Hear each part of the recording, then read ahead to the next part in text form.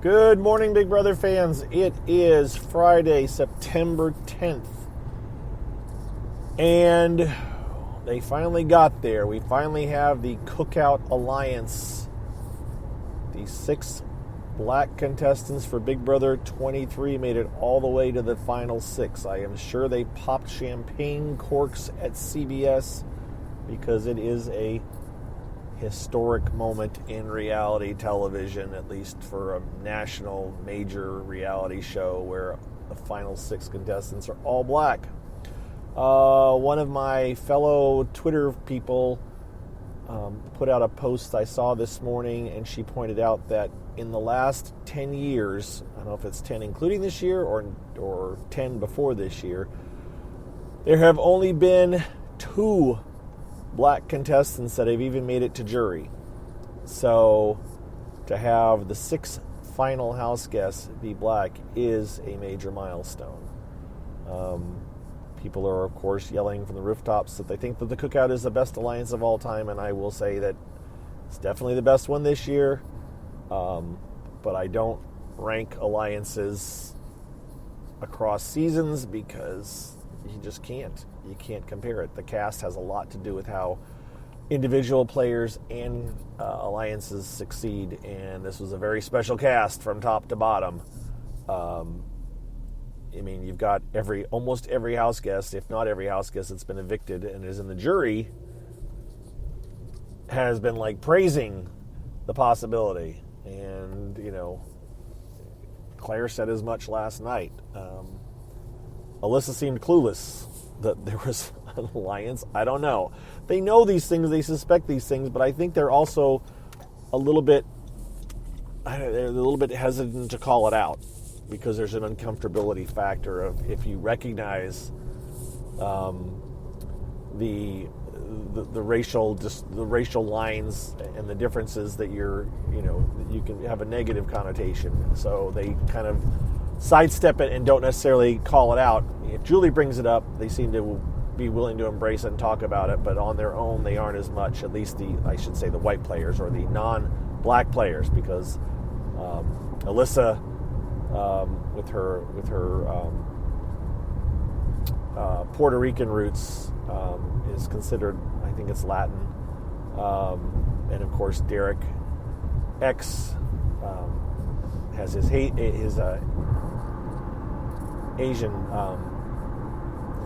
background. So, all right. So what happened? So I'm not going to go over the show. The show was fine. The show was fast. It went, boom, boom, boom. If you guys haven't watched it yet, you should watch it. But I'm not going to go through all that. I only want to talk about what happened afterwards.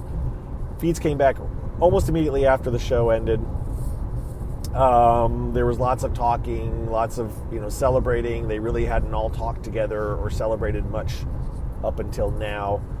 They actually were very good about it. They held off while Alyssa was still out there. They were kind of not being loud. And can you imagine being Alyssa, being outside and hearing them yelling and screaming on the inside? They're very conscious of the jury votes, very conscious of what people will think. As a matter of fact, Derek F. is not happy that he didn't get to throw a sympathy vote. He's like, everybody got to throw a sympathy vote except for me at some point.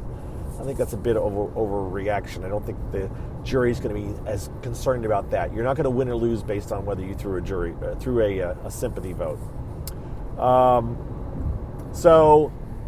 Also Tiffany revealed that she was the weird vote at the beginning of the season, for what it was worth. Lots of owing up to things. But again, they're playing against each other now.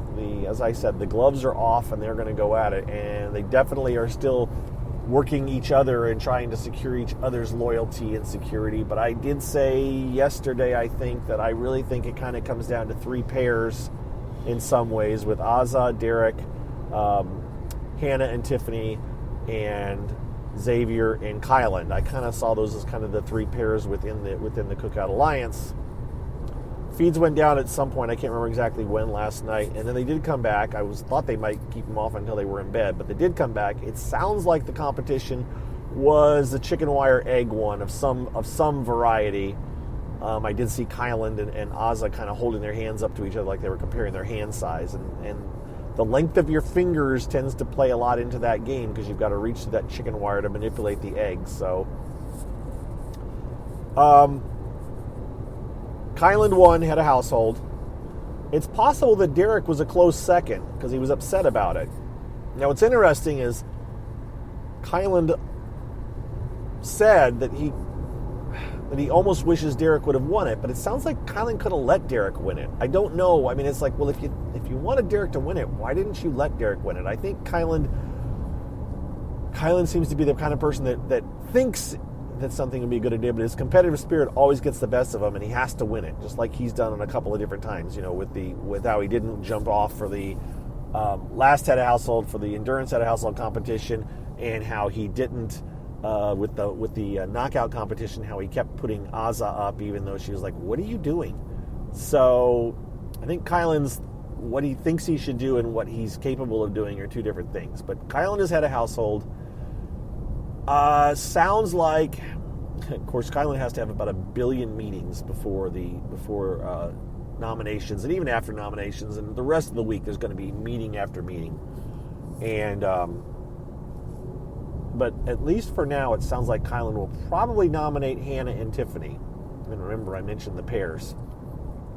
So it seems like Kyland is most loyal to Derek, in my opinion. He also said on a one-on-one with the cameras that he wants to make it to the final two and be against the best player. I don't think that's the best idea for Kyland to do. I really don't. Although I'm not 100% sure. I think, and I've said this, I think Xavier is in the best position. He would, if head-to-head against anybody, I think Xavier would win. There's a lot of people out there that are angry that people see Xavier as the best player. And they tend to be a lot of Tiffany fans. But I've said, I think Tiffany was playing the better game. Tiffany was kind of the main, designer of the Cookout Alliance, the way they played it to get to where they're at. The problem is Tiffany got, kind of went off the rails a little bit, and about a third of the way into the game, and ruffled some feathers and upset some people, and got really, really hardcore on getting Sarah Beth out, and kind of, trashed her, threw her under the bus, all kinds of things. And it was a little bit like, why are you so focused on that? And that may also be why Kyland is not a huge Tiffany ally. It's possible that's part of the reason, because he still resents the way that she went after Tiffany, or after Sarah Beth, time and time again. So, Kyland's talking about putting up Hannah and Tiffany. And that's, I think the rest of the House considers Tiffany the major threat. I think if the vote came down between Tiffany and Hannah, I think they would vote out. I think Azah and the others would vote out Tiffany because she's definitely, in my book, the number 2 player next to Xavier. And back to why I said Tiffany kind of messed up her game.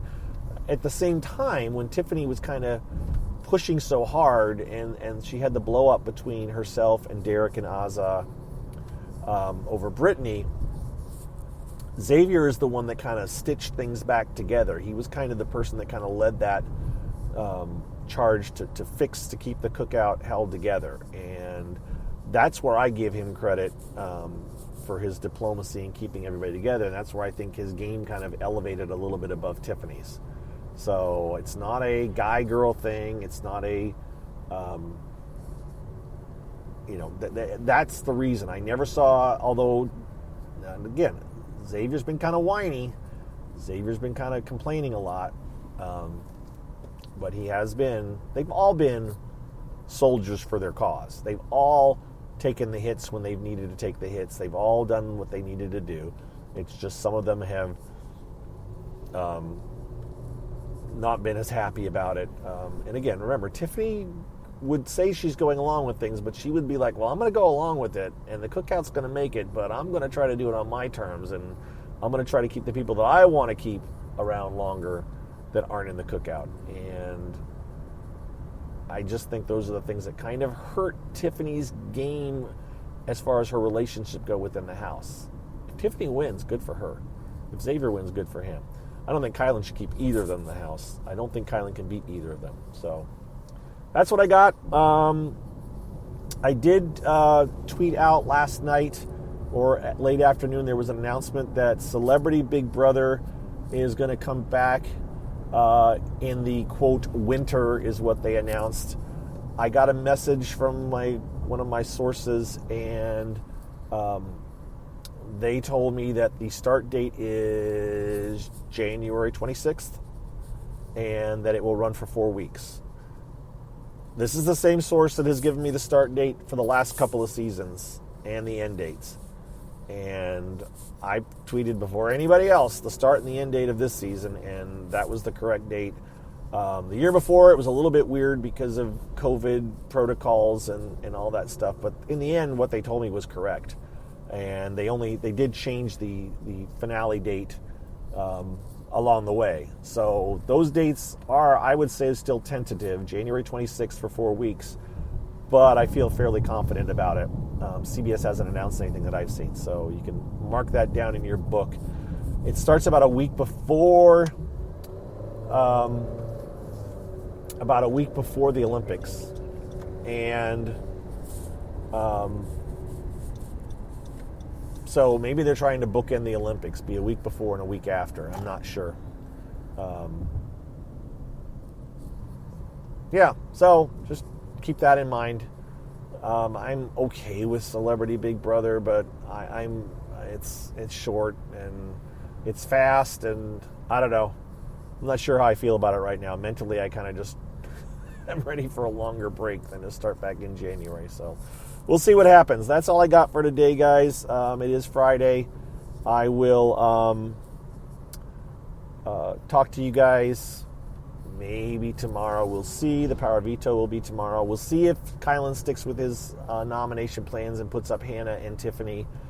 He may throw it different way. It's hard to tell, but this is it. This is it. The cookout is finally the final 6, and now they've got to start eating their own, as we say. So that's it, guys. Take care. Thanks for listening, and we'll talk to you guys probably tomorrow. Bye-bye.